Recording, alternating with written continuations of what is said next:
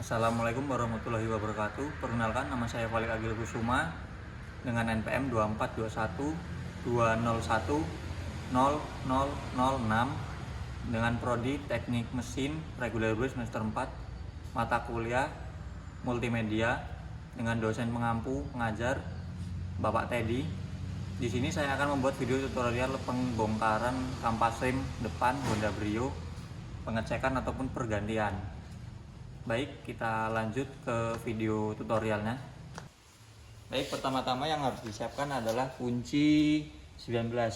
Kunci 19, kunci palang ataupun kunci sok bisa. Kalian puter berlawanan arah jarum jam, kendorin kayak biasa. Ini udah saya kendorin tadi, tinggal muter doang, gampang ya. Ini posisi bannya terangkat. Kalau misal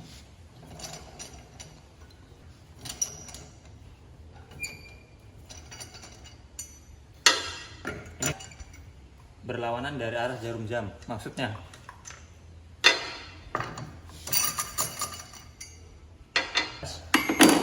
dan tarik.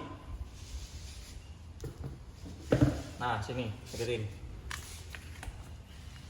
Nah, ini ada namanya cakram, piringan cakram. Ini ada namanya kampas.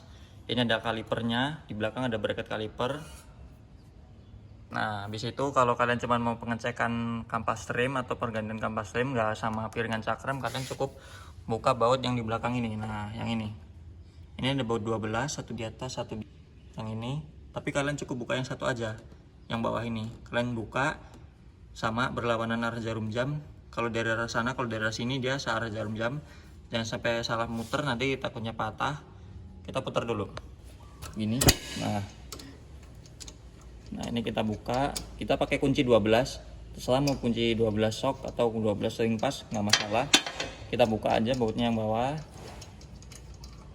Nah, ini bautnya seperti ini. Waktu sudah terbuka, kita angkat aja ini ke atas.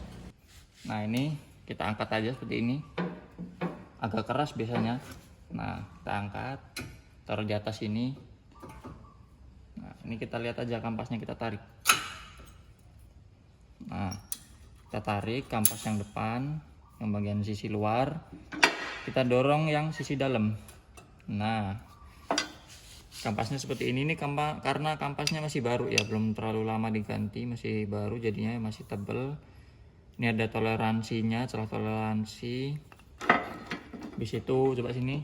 Nah, fokusnya akan ke sini. Ini kalau misalnya udah perlu diganti ya kita ganti. Gimana cara kalau tahu ini udah minta diganti ya kita ukur. Ini ada ketebalan minimalnya. Nah, kalau udah dapat ketebalan minimalnya di berapa kita ukur. Nah, kalau ini masih tebel kita nggak perlu ukur lah, kita cuman bongkar pasangnya aja ya, seperti ini. Nah, ini kan udah kita bongkar. Ini baiknya kita kalau mau pasang lagi ini dibersihin ya. Bersihin sama di piringan di disnya ini juga kita bersihin pakai brake cleaner itu. Tapi ini kita fokus cuman di pembongkaran, pemasangan aja, pengecekan, nggak kita bersihin atau apa. Nah, jadi coba kita pasang lagi. Ini yang anggap aja kalau misalnya ini udah jelek ya kita ganti aja langsung. Nah, sekarang coba kita pasang lagi. Ini ada dua ya belakangnya nih, jangan sampai tertuker yang depan sama yang belakang. Yang depan itu yang kayak begini, yang nggak ada platnya ini kan ada plat. Ini untuk kampas bagian belakang, dan yang nggak ada platnya ini untuk kampas bagian depan. Kita mau pasang yang depan atau yang belakang dulu terserah. Coba kita pasang yang depan dulu ya. Nih.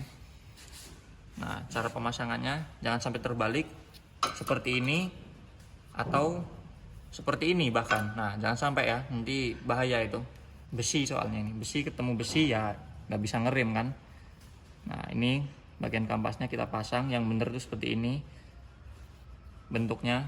Ini kan seperti apa ya, sedikit agak melingkar gitu. Nah, ini kan sesuai dengan bentuk di piringan cakramnya, jadi kita sesuaikan aja, jangan sampai salah pemasangan. Ini cara pemasangannya seperti ini.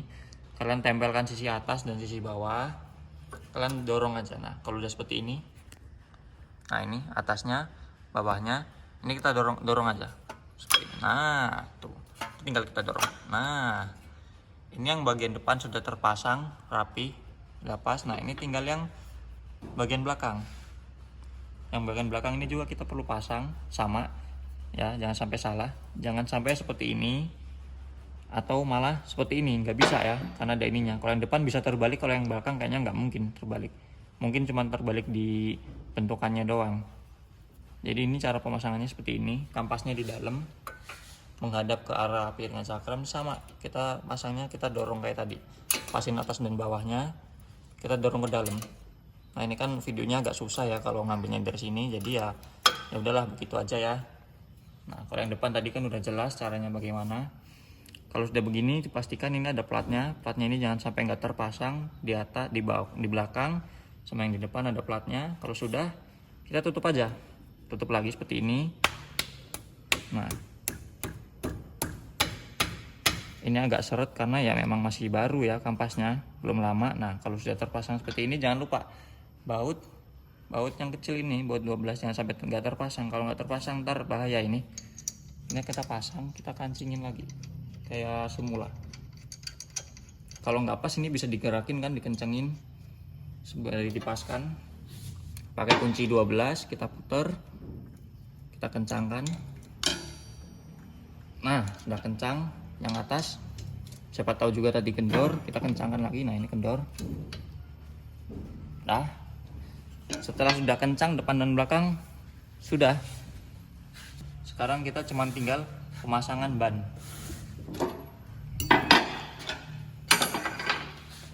Ini bannya 0, aja kalau kedeketan. Nah ini bannya kita pasang aja, biasa kita paskan aja. Ban Berio ini kan nggak terlalu berat ya, jadi agak enteng, agak ringan. Kita pasang dulu, menyilang, kita silang dulu. Nah kita kalau awal-awal masang pakai tangan aja, nggak perlu pakai kunci, nanti takutnya nggak pas, selek. Nah setelah seperti ini kita kencangkan menggunakan kunci, kalau ini namanya kunci palang, biasanya disebutnya kunci palang. Ini ada ukuran 19, 17, 23 sama 21. Kita pakainya 19. Ini ada juga kunci yang modelan shock, itu sama aja, cuman kalau saya lebih suka yang kunci palang seperti ini, lebih simple, lebih enak penggunaannya. Ini kita kencengin.